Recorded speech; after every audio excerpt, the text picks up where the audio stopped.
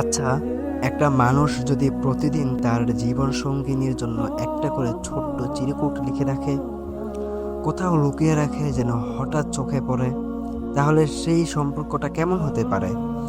আজকের গল্পটা এমনই এক ভালোবাসার গল্প, যেখানে কথার চেয়ে লেখা কাগজের টুকরোগুলোই বলে দেয় বেশি কিছু। গল্পটা রিফাত আর মিমের। প্রিয় দর্শক, আসসালামু আলাইকুম রহমতুল্লাহি ওবারাকাত। স্বাগতম লাভ ফর ওয়াইফ অফিসিয়াল চ্যানেলে। রিফাত একজন সাধারণ ব্যাংক কর্মকর্তা, স্বভাবে খুবই চুপচাপ, কম কথা বলা মানুষ।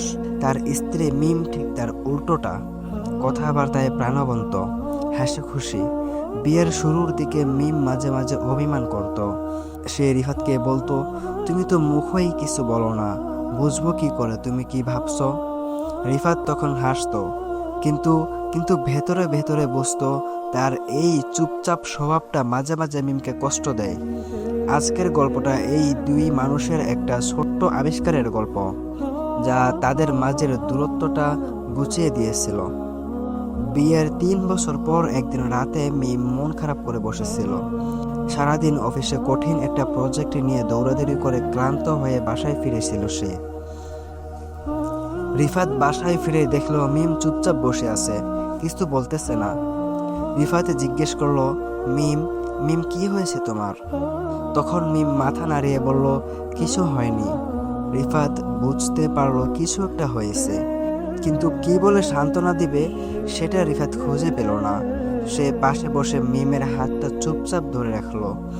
কিছুক্ষণ পর মিম রিফাতকে নিজেই বলল, মাঝে মাঝে মনে হয় তুমি যদি একটু বেশি কথা বলতে, একটু প্রকাশ করতে, তাহলে হয়তো আমার এই মুহূর্তগুলো আরো বেশি ভালো লাগতো। তখন রিফাত চুপ করে রইল।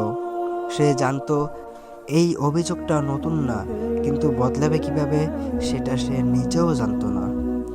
কথায় প্রকাশ করাটা তার জন্য সবসময় কঠিন ছিল। পরদিন সকালে মিম তার ব্যাগ খুলতে একটা ছোট ভাঁজ করা কাগজের টুকরো দেখতে পেল। খুলে দেখলো রিফাতের হাতের লেখায় লেখা, মিম তোমার হাসিটা আমার দিনটা সুন্দর করে দেয়, যদিও আমি সেটা মুখে বলি না।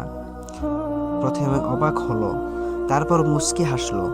সারাদিন সে কাগজটা ব্যাগে রেখে দিল, মাঝে মাঝে এই কাগজটি বের করে আবার পড়তো। সেই রাতে রিফাতকে জিজ্ঞেস করলো, রিফাত তুমি কি এটা লিখেছ? রিফাত একটু লজ্জা পেয়ে বলল, হ্যাঁ, আমি জানি মুখে বলাটা আমার জন্য কঠিন, কিন্তু লিখতে গেলে মনে হয় কথাগুলো সহজে বেরিয়ে আসে। ভাবলাম এভাবেই যদি বলতে পারি। তখন মিমের চোখ অশ্রুতে ভিজে গেল।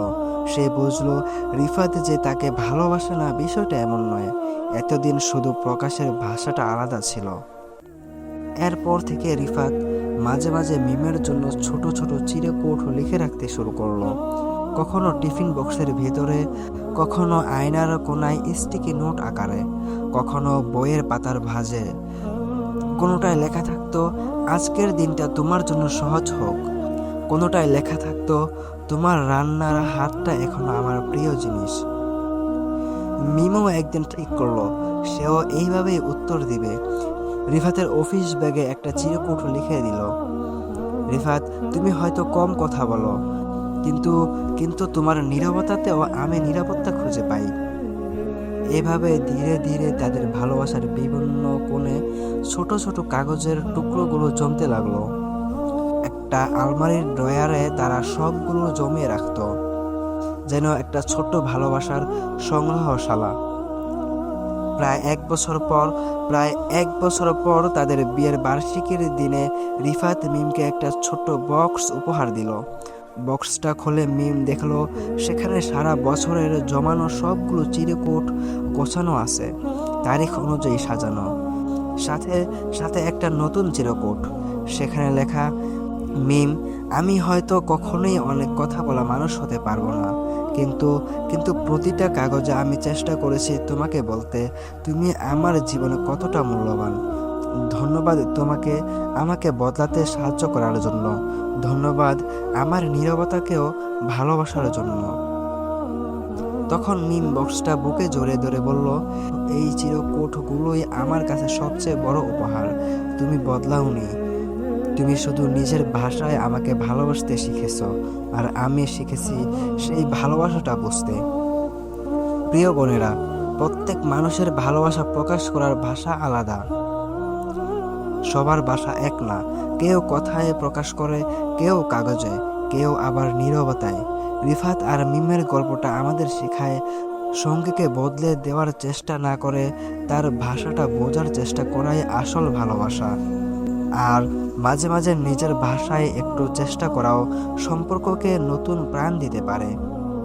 আর মনে রাখবেন, আমাদের হৃদয়ের প্রকৃত প্রশান্তি আসে আল্লাহর স্মরণে।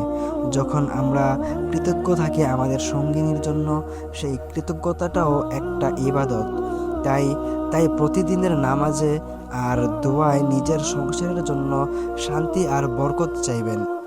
আপনার জীবনেও কি এমন কোনো মুহূর্ত আছে বা অভ্যাস আছে যা আপনার সংসারকে আরও গভীর করেছে?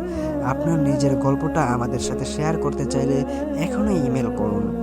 ভিডিওটা ভালো লাগলে লাইক দিন, কমেন্টে জানান আপনার মতামত। প্রিয় বোনটির সাথে শেয়ার করুন, আর চ্যানেলটা সাবস্ক্রাইব না করে থাকলে এখনই সাবস্ক্রাইব করে রাখার অনুরোধ রইল। দেখা হবে পরের পর্বে ইনশাআল্লাহ। ততদিন পর্যন্ত নিজের যত্ন নেবেন, ভালো থাকবেন, সুস্থ থাকবেন। আল্লাহ হাফেজ।